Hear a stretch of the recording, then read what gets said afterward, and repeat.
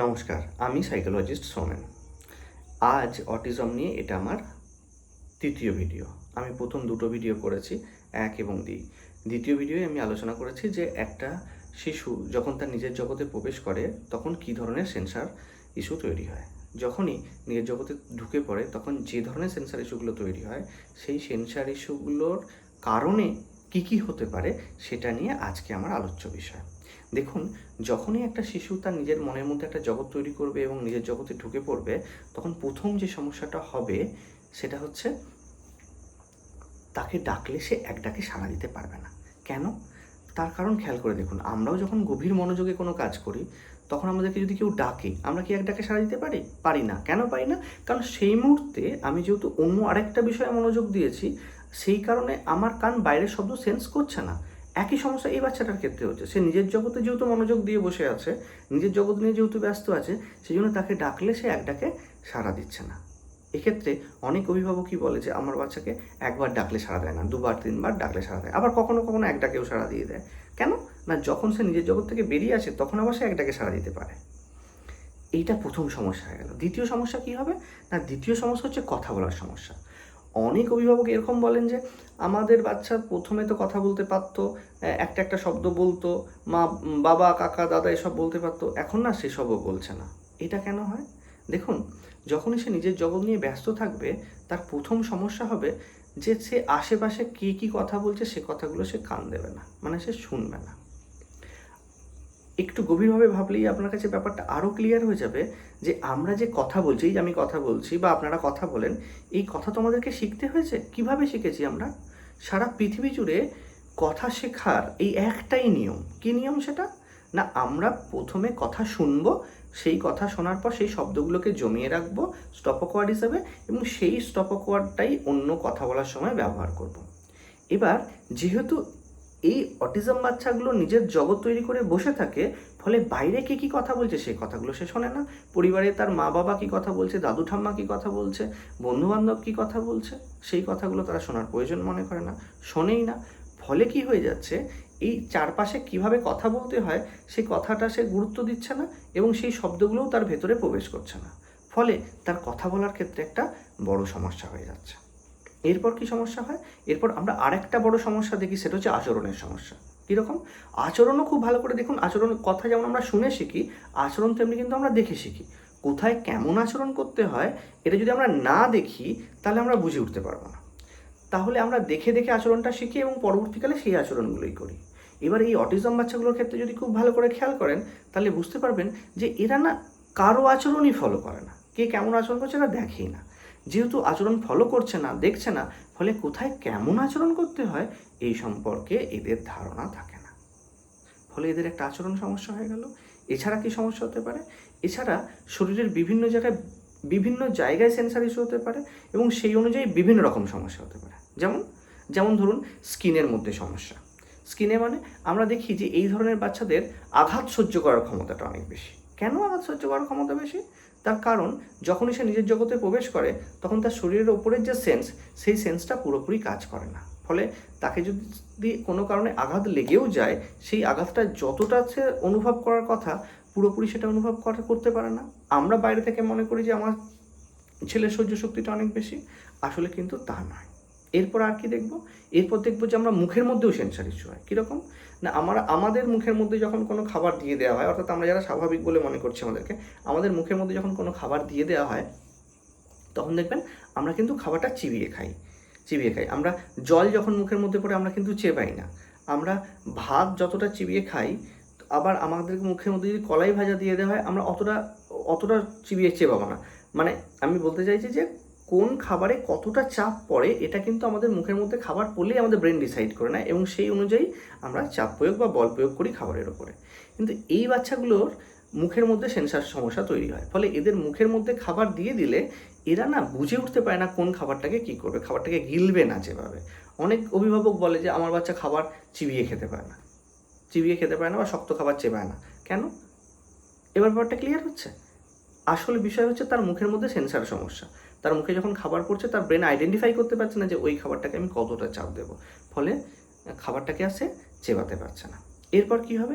এরপর তার পেটে সেন্সার ইস্যু হতে পারে। পেটে সেন্সার ইস্যু হলে কী হবে না, সে তার পাকস্থলীর মধ্যে খাবার আছে কি নেই এটা তো আমাদের ব্রেন বোঝে কীভাবে, সেন্সের মধ্য দিয়ে, সেই সেন্সটাই কাজ করে না, ফলে তার খিদে পাচ্ছে বা পাচ্ছে না সে বুঝতে পারে না।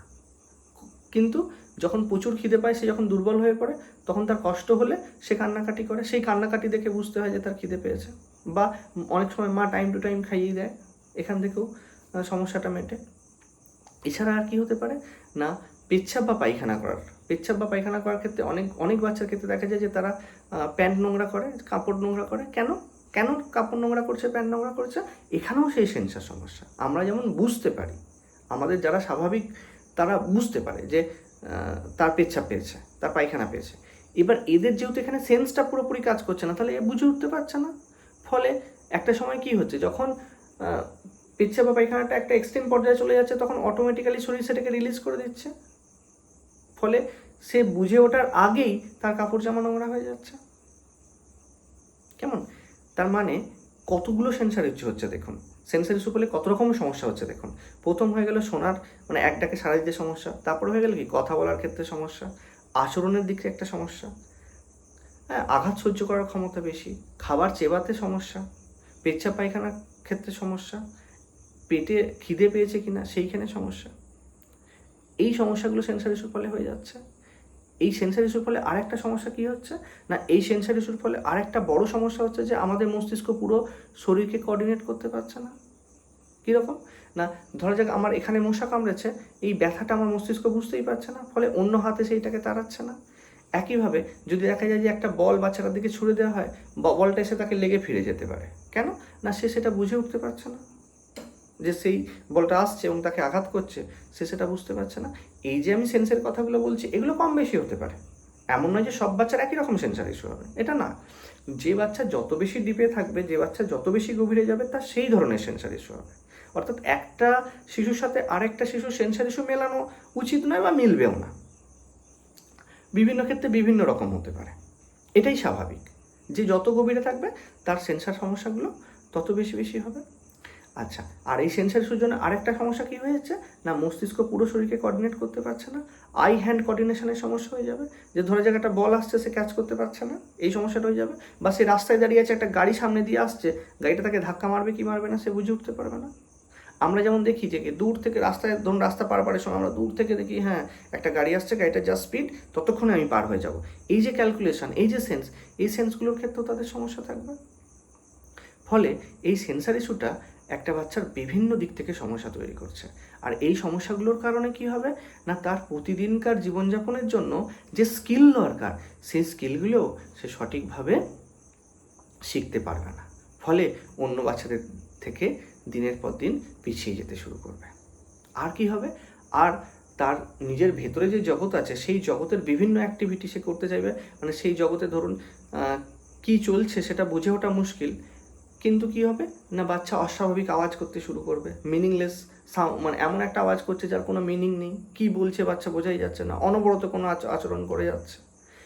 বা সে তার কল্পনার জগতে কি চলছে, সে সেই অনুযায়ী হয়তো একটা এয়ার রাইটিং করছে, কল্পনায় কি লিখছে সে নিজেই জানে না, সেই হয়তো জানে, মানে আমাদের পক্ষে সেটা বোঝা মুশকিল, তাকে জিজ্ঞাসা করলে সে বুঝিয়ে বলতে পারবে না।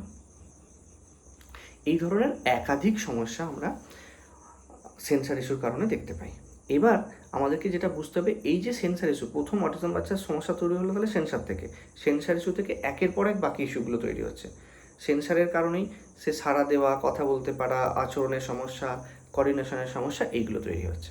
এবার তাহলে আমাদেরকে বুঝতে হবে যে এখান থেকে তাহলে আমরা বেরিয়ে আসবো কী করে। এতক্ষণ পর্যন্ত যদি আপনারা শুনে থাকেন, নিশ্চয়ই আপনাদের কাছে পরিষ্কার হয়েছে। আমি পরের ভিডিওতে এই যে সমস্যা, এই সমস্যাগুলো থেকে কিভাবে বেরিয়ে আসতে হয়, বা এই সমস্যাগুলোর জন্য আমরা কী ধরনের থেরাপি ব্যবহার করে থাকি, কোন আচরণগুলোর জন্য বা কোন ইস্যুগুলোর জন্য আমরা কী ধরনের থেরাপি ব্যবহার করে থাকি, আমি পরের ভিডিওতে এটা নিয়ে খুব চেষ্টা করব খুব ডিটেলসে আলোচনা করার কথা। তবে আপনাদের কাছে অনুরোধ, এতটা যারা শুনলেন এখান পর্যন্ত, যদি আপনাদের কোনো প্রশ্ন থাকে আপনারা অবশ্যই প্রশ্নগুলো কমেন্ট বক্সে লিখুন, আমি সেই প্রশ্নগুলোর উত্তর দেওয়ার চেষ্টা করব। কারণ আপনারা যদি আমাদের সাথে পার্টিসিপেট করেন এবং আপনাদের প্রশ্নগুলো বিশেষ করে আমাদের সামনে তুলে ধরেন, তাহলে খুব সুবিধে হয়।